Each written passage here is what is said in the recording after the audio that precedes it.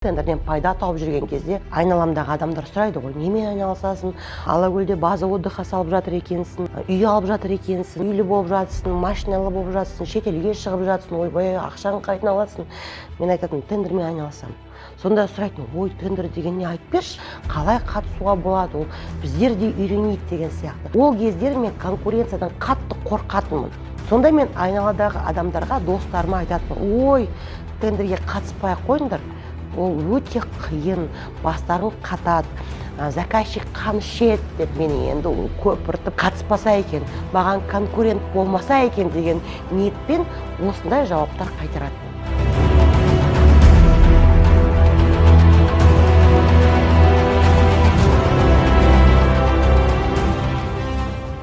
Сәлем, мен болашақ миллионерім.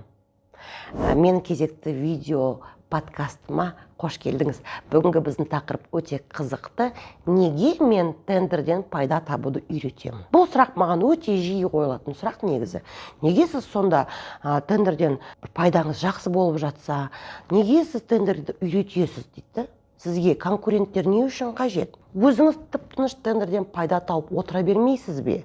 Деген сұрақтар маған жиі келеді. Негізі мен шындығын айтатын адамын. Осыдан 6 жыл бұрын мен негізі тендерден пайда табуды үйретем деп ешқашан ойламаппын. Неге десеңіздер, мен тендерге қатысып жүргенде, тендерден пайда тауып жүрген кезде, енді айналамдағы адамдар сұрайды ғой, немен айналысасың? Ой, Алакөлде база отдыха салып жатыр екенсің, үй алып жатыр екенсің, үйлі болып жатсың, машиналы болып жатсың, шетелге шығып жатсың, ойбай, ақшаң қайдан аласың? Мен айтатын, тендермен айналысамын. Сонда сұрайтын, ой, тендер деген не, айтып берші, тендер дегеніміз не, қалай қатысуға болады, ол біздер де үйренейік деген сияқты. Ол кездер мен конкуренциядан қатты қорқатынмын.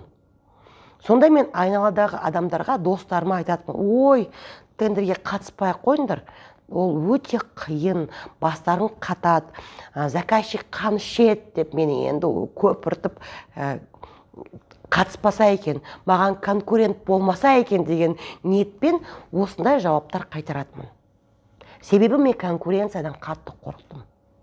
Ал енді дәл қазір неге мен тендерден пайда табуды үйретемін? Ашығын айтамын. Мен пайда табам. Оқыту курсынан емес. Мәселен, мен айтам, әрқашан айтам, тендерде күнделікті мыңдаған, 100 мыңдаған тендерлер жарияланады. Егер де мен осьминог болып кетсем, 2 қол емес менде, мәселен 10 қол болсын, 5 бас болсын, тек қана менде, менің командамда сондай, адам емес, мутант болсын, әрқайсының 5 бас, 10 қол болсын. Бізде күнде 24 сағат емес, 48 сағат болсын ал. Бұндай жағдайда да мен әрбір тендерге заявка беруге мүмкіндігім жоқ. Себебі тек қана бір платформада 100 мыңдаған тендер жарияланады. Әрқайсысына мен үлгермеймін. Физикалық тұрғыдан менің командам әрбір тендерге қатысуға үлгермейді. Сондықтан да мен ойландым. Қалайша мен неғұрлым көбірек тендерге қатыса аламын? Масштабирование. Қалайша мен неғұрлым көп тендерге қатыса аламын? Сонда ойландым. Егер де мен адамдарды үйретсем, шәкірттеріме инвестиция берсем, партнер ретінде тендер орындасам, демек мен ұтқан тендерлердің саны ұлғаяды. Заявка берген тендерлер саны ұлғаяды. Сонда мен оқытам. Оқытқанда тендерде енді көп қой, әртүрлі сатып алу методтар бар. Мәселен, айсберг дейміз ғой, айсбергтің басы бар. Бұл запрос ценовых предложений, бұл кішігірім тендерлер, бұл бюджеті кішігірім, көп құжатты қажет етпейді, барлығы осыны үйретеді, тендерден пайда табуды үйретем деген адамдар көбінесе ценовканы ғана үйретеді.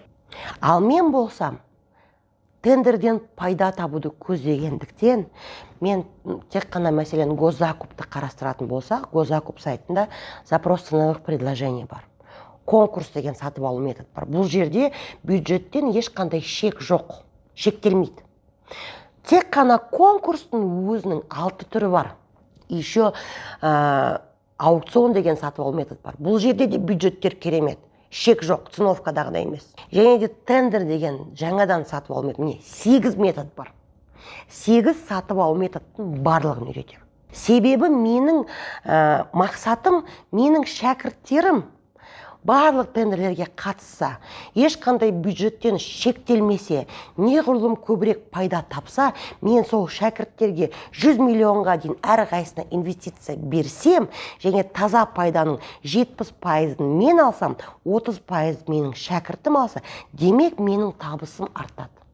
Мінеки, себебі осындай. Мен пайда табам.